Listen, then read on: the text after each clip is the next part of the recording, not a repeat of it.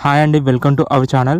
రైతులు చాలామంది రైతు బంధు డబ్బులు ఈ సంక్రాంతి పండుగకి ఎప్పుడు వేస్తారా అంటూ, అలాగే ఏ రోజు నుండి వేయటం మొదలు పెడతారంటూ చాలా రైతులు అయితే ఎదురు చూస్తూ ఉంటారు. వారందరికీ ఈ రోజున రైతు బంధు గురించి ఒక శుభవార్త అయితే తీసుకొని వచ్చాను.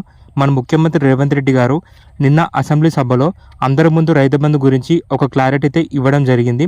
అలాగే రైతులకి ఎంత పట్ట భూమి ఉన్న వారికి ఎన్ని డబ్బులు పడతాయి అనేది ఈ వీడియోలో అయితే నేను పూర్తిగా చెప్తాను.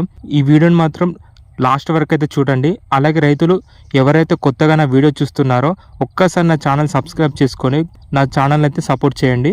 ఈరోజు చూసుకున్నట్లయితే మంగళవారం డిసెంబర్ 31 తారీఖు మన ముఖ్యమంత్రి రేవంత్ రెడ్డి గారు జనవరి 2వ తారీఖు లోపు ప్రతి రైతుకి రైతు రుణమాఫీ డబ్బులు తెలంగాణలో ఉన్న రైతులందరికీ తమ అకౌంట్లో డబ్బులైతే జమ చేయడం పూర్తి చేసుకొని సంక్రాంతి కానుక సందర్భంగా జనవరి 4వ తారీఖు నుంచి రైతు బంధు ఎవరికైతే రైతులకి 10 ఎకరాల లోపు ఉన్న వారికి ఎకరాన 7,500 చొప్పున వేయటం మొదలు పెడతామంటూ కాంగ్రెస్ ప్రభుత్వం అయితే ప్రకటించారు.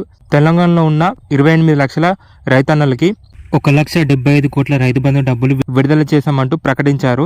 కాబట్టి రైతులకి రైతు బంధు పడని వాళ్ళు ఉన్నారో మీరు మరో 3 రోజుల్లో మీ బ్యాంక్ అకౌంట్లో రైతు బంధు అయితే ఖచ్చితంగా పడుతుందంటూ మన ముఖ్యమంత్రి రేవంత్ రెడ్డి గారు నిన్న జరిగిన అసెంబ్లీ సభలో అందరి ముందు హామీ అయితే ఇవ్వడం జరిగింది. అలాగే ఇంకొక ముఖ్యమైన విషయం, రైతులు ఎవరైతే పొలం సాగు చేయని వారు ఉన్నారో, అంటే పొలం పండించిన వాళ్ళు, అలాగే బీడు భూములపై రైతు బంధు పథకం అయితే వర్తించదు అంటూ కాంగ్రెస్ ప్రభుత్వం అయితే ఈ నిర్ణయం తీసుకున్నారు. కాబట్టి రైతులు మీ వ్యవసాయ భూమిలో ఏదో ఒక పంట వేస్తేనే మీకు రైతు బంధు పడుతుంది అంటూ చెప్పడం జరిగింది.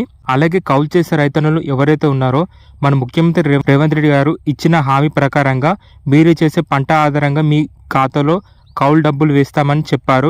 కొత్తగా వచ్చిన కాంగ్రెస్ ప్రభుత్వం 2వ దఫా రైతు బంధు సంక్రాంతి పండుగలోపు పూర్తి చేసుకొని మళ్ళీ 3వ దఫా రైతు బంధు కూడా మొదలు పెడతామని ప్రకటించారు.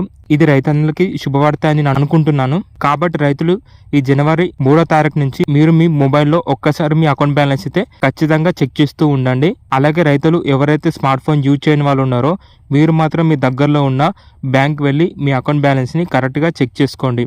మిగతా రైతులు ఎవరైతే రైతు బంధు పడని వాళ్ళు ఉన్నారో మీకు మాత్రం ఇలాంటి వీడియోస్ అయితే ఖచ్చితంగా యూజ్ అవుతాయండి. సో ఫ్రెండ్స్, నా ఛానల్ సబ్స్క్రైబ్ చేసుకొని నా వీడియోస్ని అయితే ఫాలో అవ్వండి.